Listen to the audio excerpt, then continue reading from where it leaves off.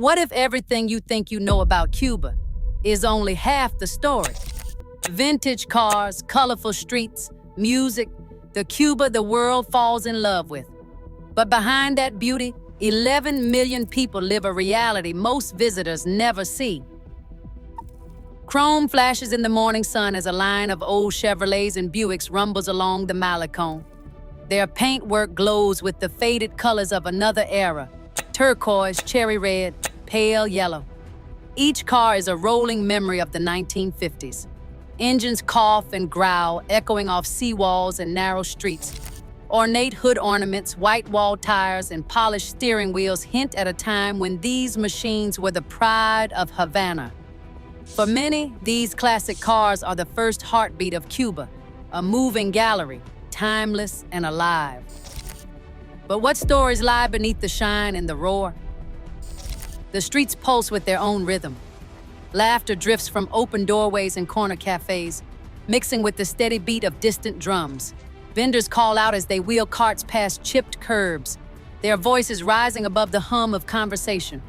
Barefoot children zigzag through alleys, chasing a half-inflated soccer ball, while old men play dominoes beneath tangled wires and sun-bleached awnings. Music spills from every window, sometimes a scratchy bolero, sometimes the quick snap of salsa. The scent of frying dough and strong coffee hangs in the warm air. Every block feels alive, vibrant, and impossibly close. This is the heartbeat that visitors remember, the postcard moment. Before the curtain lifts and another reality comes into view. A battered ledger sits behind the counter at a neighborhood bodega, its pages stamped and scribbled with dates and quantities. Every Cuban household knows this book, the libreta. It's a lifeline, but a shrinking one. Each month, families line up before dawn, ration cards in hand, hoping the shelves hold enough rice, beans, or oil to match the promised allotment. The clerk, eyes heavy, flips through the ledger. "Sometimes all I can do is cross out what we don't have," he mutters, watching the queue stretch down the block. The official list has grown thinner. In 2025, a family might find just 3 kilograms of rice, a single pound of beans, and little else. Eggs and meat have vanished from the basket, replaced by empty lines and red marks. For many, the state's guarantee now covers only half their needs. The rest must be found elsewhere at a steep price. Outside, the market price for rice can be 5 times the subsidized rate. Oil, when it appears, is paid for in foreign currency or through backdoor deals. The peso loses value by the week, and the spread between the official rate and the black market widens. Some families depend on dollars sent from abroad, exchanging them in hushed cafes or through whispered contacts. Others barter, trade, or simply wait, hoping for a better day. The libreta is both a promise and a reminder of what's left and what's gone. On September 12, 2023, a 6-story building on Avenida Obispo collapsed without warning. 3 people died and 7 more were pulled out with broken limbs and soot-streaked faces. Rain had seeped through the cracked ceilings for months, corroding the steel inside. City engineers blamed rusted rebar and years of missed repairs, a pattern repeated across Havana's aging blocks. In 2022, Cuba's national grid recorded 1,342 blackout incidents. Power cuts stretch for hours, sometimes all night, leaving families to share candles and hope refrigerators hold their chill. Water service is just as uncertain. Plastic drums fill stairwells waiting for the taps to run.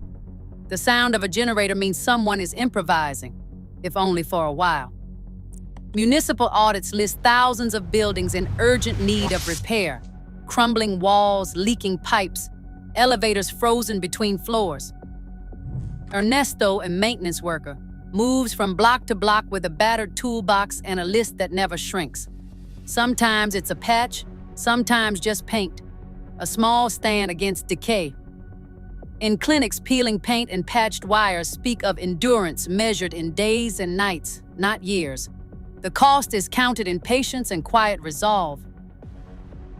Jose bends over a battered engine, hands black with grease, coaxing life from parts that should have died years ago. He knows every bolt and wire by touch, swapping a washing machine belt for a fan, melting plastic to patch a radiator. There is no manual for this, just memory, barter, and hope. Some days a neighbor pays him with a sack of plantains or a promise to fix his roof when the rains come. Down the street, Maria stirs a pot of rice, stretching it with lentils and a pinch of salt. She records every ounce in the margin of her notebook, planning meals that must last until the next rations. When eggs disappeared from the state basket, she sold tamales by the door, trading a dozen for soap or a few pesos. What keeps them going?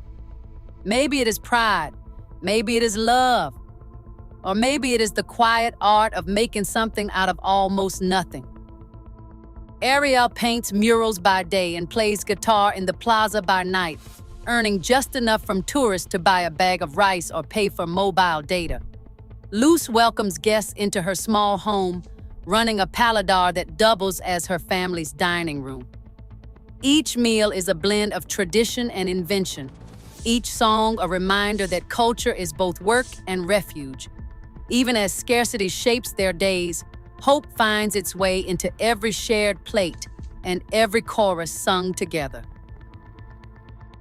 What do we truly see when we look past the surface? Every ration line, every faded wall holds a heartbeat. Cuba isn't just a place you visit. It's a story you have to feel to understand.